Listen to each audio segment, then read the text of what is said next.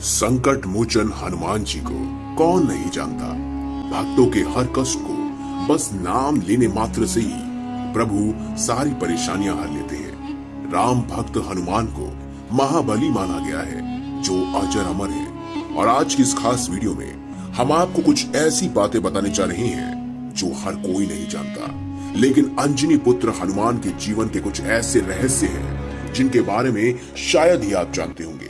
इसीलिए आज की इस खास वीडियो में हम आपको बताने जा रहे हैं पावन पुत्र भगवान हनुमान के कुछ खास दिलचस्प रहस्य, जिन्हें जानकर आप भी यकीनन चौंक जाएंगे।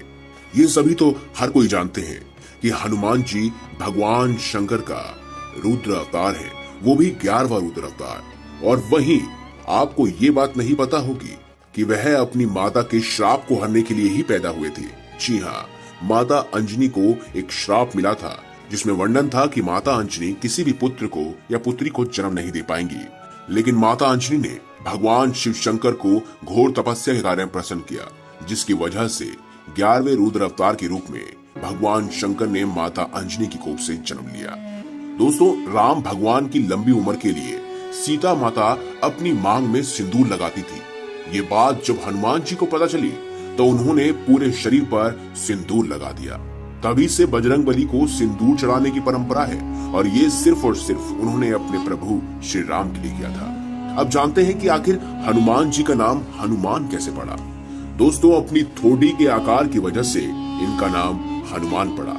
संस्कृत में हनुमान का मतलब होता है बिगड़ी हुई ठोड़ी, और बचपन में ही हनुमान के नाम से वह विख्यात हुए। दोस्तों, क्या आपको पता है कि ब्रह्मचारी होने के बावजूद हनुमान जी पिता भी हैं?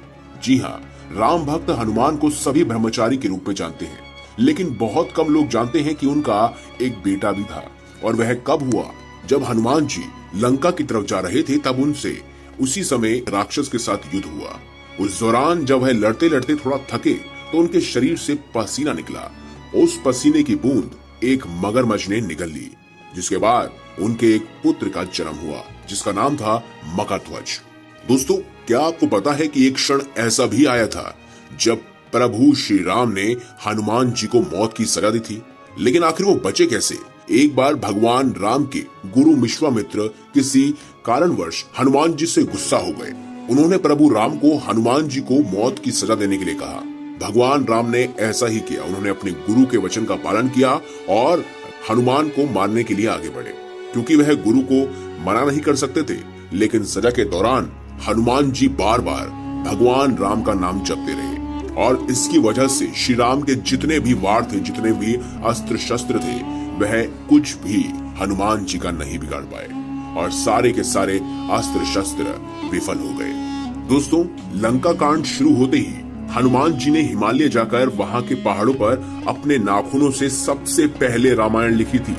लेकिन जब रामायण लिखने के बाद वाल्मीकि जी को ये पता चला कि वह हिमालय गए हैं, यानी हनुमान जी हिमालय जाकर रामायण लिख रहे हैं, तो वह बहुत ही निराश हुए।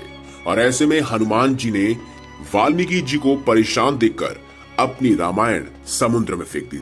दोस्तों, आपको महाभारत का वो किस्सा तो याद होगा जब भीम ने एक वानर के साथ युद्ध किया और बाद में पता चला कि वह वानर कोई और नहीं बल्कि हनुमान जी है।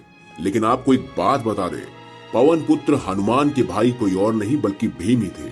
जी हाँ, क्योंकि हनुमान जी भी पवन के पुत्र थे और भीम भी पवन के पुत्र थे। ऐसे में यह दोनों भाई भाई थे। दोस्तों, आप एक क्षण तो जानते ही होंगे जब प्रभु श्री राम जी को अपना देह त्यागना था, और वह जानते थे कि अगर हनुमान जी को इस बारे में पता चला तो वह तबाही मचा देंगे। प्रभु राम जी जानते थे कि उनकी मृत्यु को हनुमान जी स्वीकार नहीं कर पाएंगे, और इस कारणवश कहीं वह धरती पर उथल पुथल ना मचा दे, इससे बचने के लिए उन्होंने ब्रह्मा जी का सहारा लिया था, और हनुमान जी को शांत रखने के लिए उन्हें पाताल लोक में भेज दिया। और उसके बाद प्रभु श्री राम ने अपना देह त्याग दिया। वे ये भी जानते थे कि अगर ये बात उनके सबसे बड़े भक्त यानी हनुमान जी को पता चली तो उस समय धरती पर संकट आना तय था। दोस्तों, एक पल ऐसा भी आया जब माता सीता ने प्रेम वर्ष एक बार हनुमान जी को एक बहुत ही कीमती सोने का हार भेंट में देने की सोची, लेकिन हनुमान जी ने इसे लेने से मना कर दिया। इस बात से माता सीता बहुत गुस्सा हो गई और उन्होंने कहा कि क्या तुम हमारे इस हार को नहीं ले सकते? इसके पीछे की वजह क्या है?